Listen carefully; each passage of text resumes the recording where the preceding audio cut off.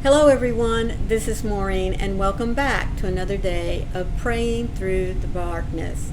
Now, if you've been following me for a while, especially in my devotionals, you know where my favorite verse is found. Yes, we are going to be looking at my favorite verse is a whole chapter in the book of Psalms. Yes, Psalms 23. Because as I've shared with many of you, that whole chapter sums up what I feel like to be my life as a Christian. From the time I accepted Christ as my Savior, all the way through my life until He is ready to call me back home. It encompasses everything. So I am very excited to share with you the first 3 verses of our devotional today from Psalms chapter 23, verses 1 through 3. The Lord is my shepherd, I shall not want. He makes me, I'm sorry, I'm going to have to read this through the new international version because I have it memorized from the old King James Version. So let me start that over again. The Lord is my shepherd, I shall not want. He makes me lie down in green pastures. He leads me beside the still waters, and He restores my soul. Folks, there is nothing better than being led by Jesus. There is nothing better than seeking Him daily and allowing Him to show you what it is He wants you to do today. Because, God's already got a plan for us. I mean, from way before we were even conceived on this earth, God knew who we were going to be, how we were going to develop. He even knew the moment that we were going to come to that fork in the road and we were either going to accept Him or we were going to leave Him. So I kind of like to think that God had 2 plans for my life. When I accepted Him, which I did, and when I didn't. Now, I do like to every once in a while think, man, what would have happened to me if I had not accepted Christ? Have you ever thought about that?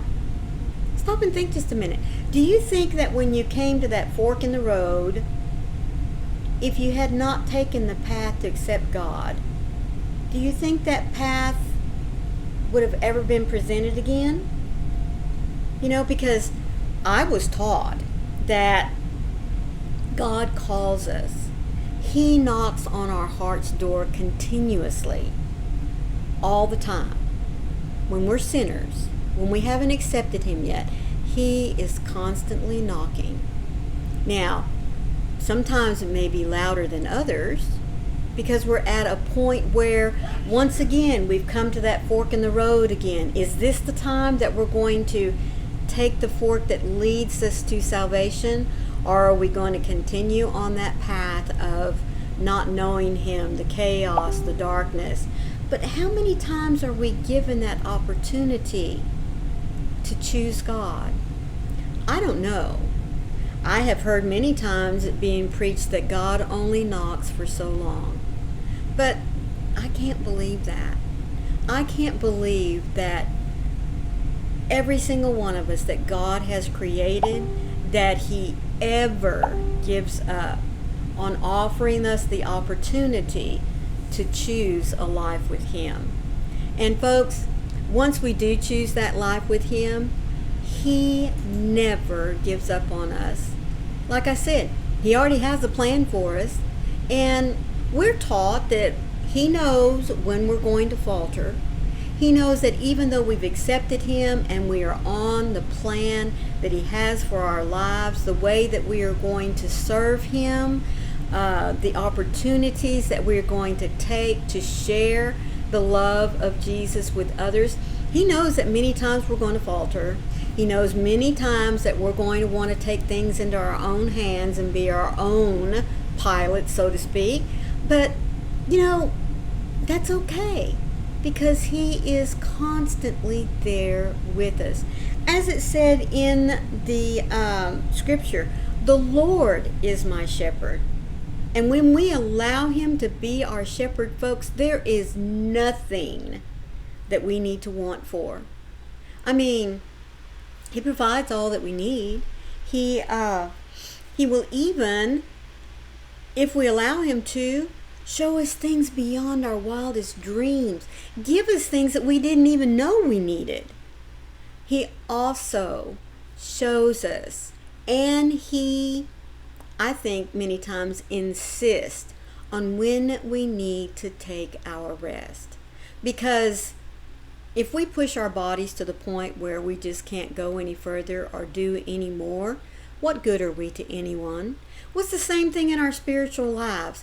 If we continue to feed ourselves spiritually, we're always going to be strong.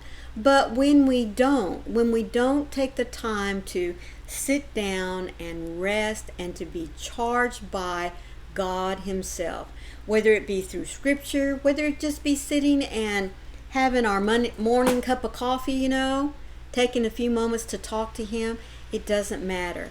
He leads us beside still waters to restore our souls, to recharge us, to remind us that we are his, that he is never going to leave us, that he is always there, not only in protecting us, but also guiding us, encouraging us.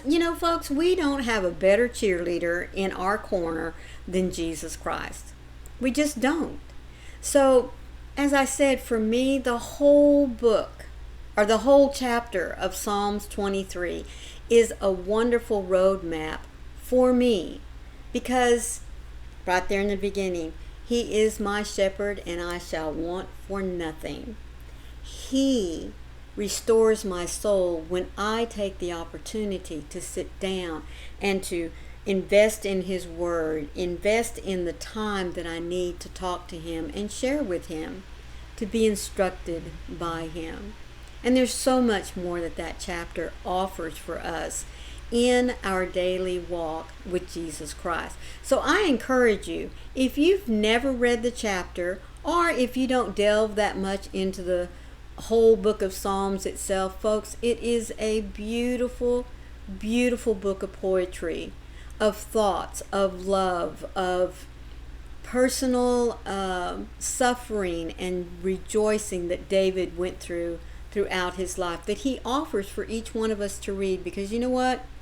David, even though being a special child of God, he was still human. And he shares with us many of the things that we go through, that we experience. So take a few minutes. Go and read a few of his bits of poetry, his words of encouragement, especially the whole chapter of Psalms 23. Left to my own whims and desires, I wander from things like a sheep left to meander on its own. I can easily lose my way and find that I have drifted from what was familiar and safe into the wild and the unknown. You, Lord, are a faithful shepherd who finds me and leads me to a place of rest for my soul. You always know the best way out of the chaos that I constantly find myself in. You are a faithful protector, guarding me from the enemy that is waiting for an opportunity to destroy me. You are a place of refuge, and you keep a watchful eye on me. You give me everything that I need. You are the perfect provider. Best of all, you never give up on me. You are constantly pursuing me in love. Good Shepherd, I am so grateful to be yours. You lead me along the path you have prepared for me. And as I follow you, you bring me to a place of rest where you refresh me. I trust your leadership in my life. Thank you for never giving up on me. Just like we read of the story in the New Testament where Jesus explained that any good shepherd not only is going to take care of the 99 that he has, but he will leave them because he knows they're safe and secure, and he will go and search and find that one just like you and me, that has meandered off on our own, decided to do things our own way, find us, pick us up, and bring us back into the fold.